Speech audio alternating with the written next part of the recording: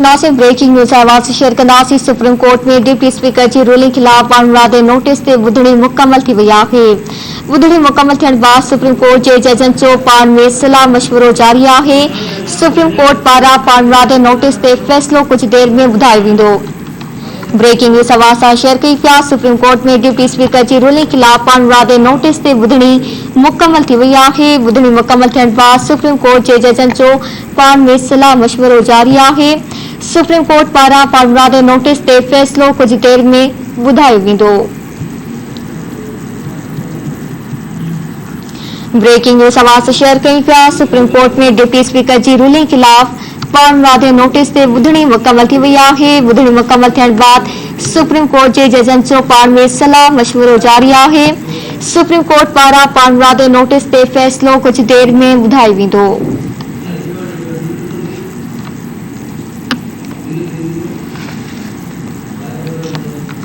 Breaking news आवाज़ share कई पिया। सुप्रीम कोर्ट में डिप्टी स्पीकर की रूलिंग खिलाफ माण्हू नोटिस ते ॿुधणी मुकमल थी वई आहे। ॿुधणी मुकमल थियण बाद सुप्रीम कोर्ट के जजन जो पाण में सलाह मशवरो जारी आहे। सुप्रीम कोर्ट पारां माण्हू नोटिस ते फैसलो कुछ देर में ॿुधायो वेंदो।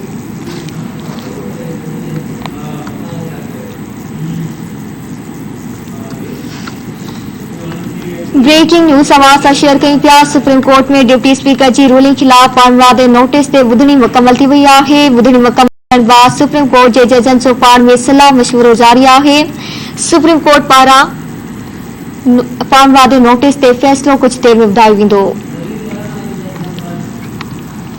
अपडेट्स मालूम कंदासीं इस्लामाबाद मां नज़ीर चारण खां। जी नज़ीर, आगाह कजो, ॿुधणी मुकमल थी वई आहे, फैसले जो ॿुधाइजो, केतिरी देर में फैसलो ॿुधायो वेंदो?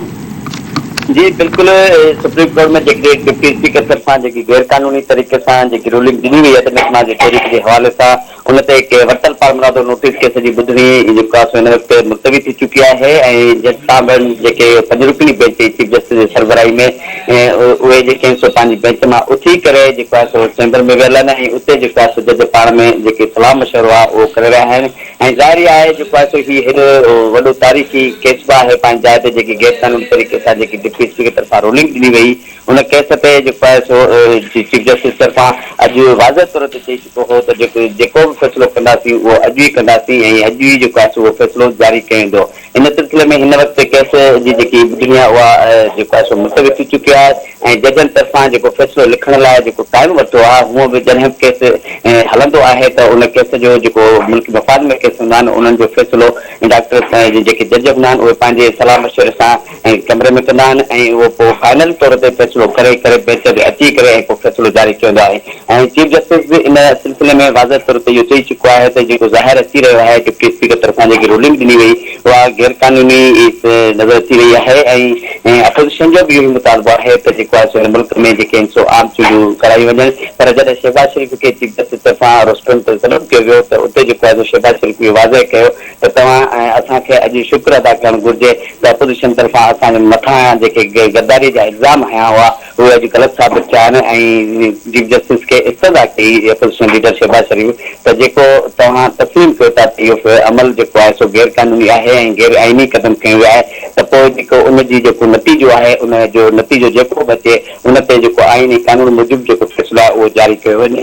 चीफ जस्टिस तरफा अॼु जीअं ई सुबुह 9:30 खां केस जी ॿुधणी शुरू कई वई हुई ऐं हिन वक्त 5:30 थी विया जंहिंखां पोइ अदालत इहा केस जा दलील हुआ जंहिंमें हुकूमती नुमाइंदनि जा वकील ऐं स्पीकर जो वकील इन में शामिल हो ऐं जिन अपोजिशन तरफा जिन फरीक़नि तरफा पटिशनूं दाख़िल कई हुयूं उन्हनि सभिनी खे गॾाए करे उन्हनि सभिनी धुरियुनि जा मौक़ुफ़ वकीलनि ज़रिए दलील ॿुधण खां पोइ केस जी ॿुधणी मुलतवी थी वई आहे। ऐं कुझु देर में अदालत तरफा इन जो मुख़्तसर फैसलो जारी कयो वेंदो ऐं उन खां पोइ तफ़सीली फैसलो जारी कयो वेंदो मुख़्तसर फैसले अचण खां पोइ।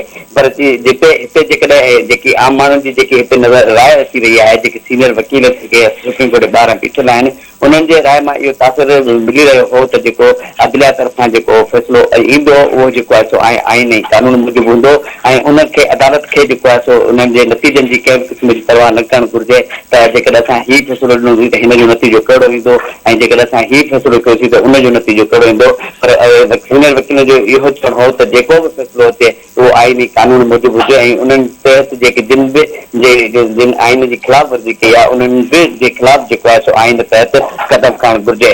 चीफ जस्टिस सरबराह 5 रुकनी जेकी बेंच हुई उहा हिन वक़्तु जेको फ़ैसिले जे हवाले सां जेके नोटेड हूंदियूं आहिनि जेके पॉइंट उहे जेके आहिनि सो उन्हनि लिखण पंहिंजे चैम्बर में शुरू करे छॾियो आहे ऐं कुझु देरि खां पोइ ॿीहर जेको आहे सो बेंच में अची बेंच नंबर 1 में अची चीफ जस्टिस सरबराही में 5 रुकनी बेंच जेको आहे सो अॼोके जेको फ़ैसिलो थी रहियो आहे उन हवाले सां जेको मुख़्तसर फ़ैसिलो हूंदो उहो जारी कयो वेंदो। पर जेके सुप्रीम कोर्ट तरफ़ां ॿुधणी मुलतवी थियण खां पोइ जेकॾहिं सिक्योरिटी जो ॿुधाईंदो हलंदो आहे त सिक्योरिटी जेको आहे सो वॾे तइदाद में हिते जेको आहे सो पहुची चुकी आहे ऐं अक्सर जेके हिते वकील जी जेकी राय नज़र अची रही आहे त जेको आहे सो जेकी अदालत तरफ़ां जेको फ़ैसिलो कयो वेंदो उहो मुल्की मफ़ाद खे ऐं आइन खे आॾो रखी करे कयो वेंदो ऐं उनजो जेको बि नतीजो हूंदो उन्हनि जी जेको आहे सो उन्हनि खे परवाह न हूंदी। श्री शहबाज शरीफ़ इहो चई चुको हो त जेको बि फ़ैसिलो हिते आइन मूजिबि अचणु घुरिजे ऐं जेको आहे सो असां अदलिया मां ई इंसाफ़ जी उमेद रखूं था ऐं अदलिया ई जेको आहे सो हिननि नतीजनि जी परवाह न कए त हिन फ़ैसिले सां कहिड़ो रिज़ल्ट निकिरंदो ऐं जेको बि अमल हूंदो उहा कंहिंजी बि हुकूमत अचे थी त पोइ उहा आइन कानून मूजिबि हूंदी ऐं जेकॾहिं अदम एतमाद जी जेकॾहिं वोटिंग वारो मरहलो हिकु दफ़ो ॿीहर बहाल कयो वञे थो अदालत इम्कानी जेकॾहिं ॾिठो वञे त पोइ जेको आहे सो अपोज़िशन तरफ़ां बि जेको आहे सो मुकमल तौर ते इहे जेके आहिनि सो तयारियूं थियल आहिनि ऐं जेकॾहिं आम इलेक्शन जे हवाले सां फ़ैसिलो अचे थो त इलेक्शन कराई वञे ऐं जेको आहे सो मुल्की मफ़ाद में जेको आहे सो हीउ क़दम करे गैर कानूनी करार ॾिजे थो ऐं जेको आहे सो मुल्की मफ़ाद में जेको आहे सो चूंडियूं कराई वञनि उन लाइ अपोज़िशन इहो तयारु आहे ऐं अपोज़िशन जो इहो चवणो त असांजो मक़सदु जेको सिर्फ़ु हो हिन जेको आहे सो डिक्टेटर जेके क़दम थिया ऐं इमरान ख़ान उहे जेके आहिनि सो गैर कानूनी ऐं गैर आइनी हुआ जेके अॼु अदालत में साबित थी चुका आहिनि। पर इन्हनि जो इहो चवणु हो त जेको अदलिया आहे जिन आइन जी ख़िलाफ़ वर्जी कई आहे उन्हनि खे जेको आहे सख़्तु सज़ा मिलणु घुरिजे ऐं हिन वक़्तु बि जेकी जजनि जो जेको आइनी हवाले सां या जेको फ़ैसिलो लिखण जे हवाले सां जेकी मशावरत आहे जजनि जी उहा जेको आहे हिन वक़्तु चैम्बर में जारी आहे। इहा मशावरत मुकमल करण खां पोइ चीफ जस्टिस सरबराह में 5 रुकनी बेंच आहे हिकु दफ़ो ॿीहर बेंच नंबर 1 में ईंदी जिते मुख़्तसर फ़ैसिलो जारी कयो वेंदो। चीफ जस्टिस तरफ़ां इहो वाज़े तौर ते चई चुका आहिनि त जेको फ़ैसिलो ईंदो उहो अॼु ई जारी कयो वेंदो। जी वॾी महिरबानी नसीर सारा तफ़सील ॾियण जे लाइ सीनासिन पहिरीं मुख़्तसिर फ़ैसिलो ॿुधाए वेंदो उन खां बाद में तफ़सीली फ़ैसिलो जारी कयो वेंदो। सुप्रीम कोर्ट पारां सिक्योरिटी हाई अलर्ट कई वई आहे। अहम केस जी ॿुधणी मुकमल थी वई आहे। ॿुधणी जे हवाले सां वाक़िया अॻु कयूं पिया। सुप्रीम कोर्ट में डिप्टी स्पीकर जी रूलिंग ख़िलाफ़ पाण मुरादे नोटिस ते ॿुधणी मुकमल थी वई आहे। पहिरीं मुख़्तसिर फ़ैसिलो ॿुधायो वेंदो पाण में बाद में तफ़सीली फ़ैसिलो जारी कयो वेंदो। अहम केस जी ॿुधणी मुकमल थी वई आहे। सुप्रीम कोर्ट पारां सिक्योरिटी हाई अलर्ट कई वई आहे।